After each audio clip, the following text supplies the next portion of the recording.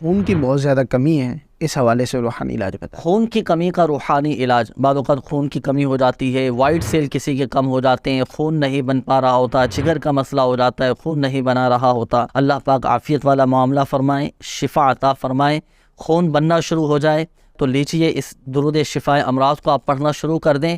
درود شفائے امراض کون سا ہے؟ مدنی پنسورہ میں بھی یہ لکھا ہوا ہے، اللہم صلی علی سیدنا ومولانا محمد طب القلوب ودوائها وعافیت الابدان وشفائها ونور الابصار وضیائها وعلى آلہ واصحابہ وبارک وسلم۔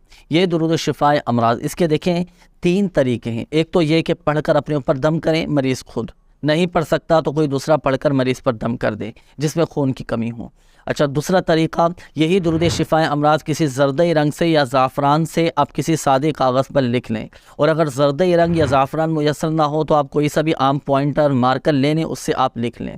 لکھنے کے بعد آپ مریض کو کہیں گے وہ زبان سے چاٹے، تو انشاءاللہ الکریم جو خون کی کمی ہے وہ پوری ہو جائے گی، خون بننا شروع ہو جائے گا۔ تیسرا طریقہ یہی درود شفائے امراض کسی سادے سے کاغذ پر لکھ لیں، اولاً کوشش ہو کہ زردئی رنگ یا زعفران میسر ہو، اور اگر یہ میسر نہ ہو تو آپ کوئی سا بھی پوائنٹر مارکر سے لکھ لیں۔ لکھنے کے بعد اب وہ آپ پانی کی بوتل میں ڈال لیں، اور یہ جو پانی ہے اب آپ اپنے مریض کو پلائیں جس میں خون کی کمی ہے، تو انشاءاللہ الکریم خون کی کمی وہ بھی پوری ہوگی اور خون بننا شروع ہو جائے گا، اور اگر اللہ نہ کرے وائٹ سیل کم ہوئے تو اس کی بھی کمی پوری ہو جائے گی، وہ بھی انشاءاللہ الکریم بننا شروع ہو جائیں گے۔ جتنا جسمانی صحت کے لیے جتنا ضروری ہے نا وائٹ سیل، انشاءاللہ الکریم وہ مقدار اللہ نے چاہا تو پوری ہو جائے گی۔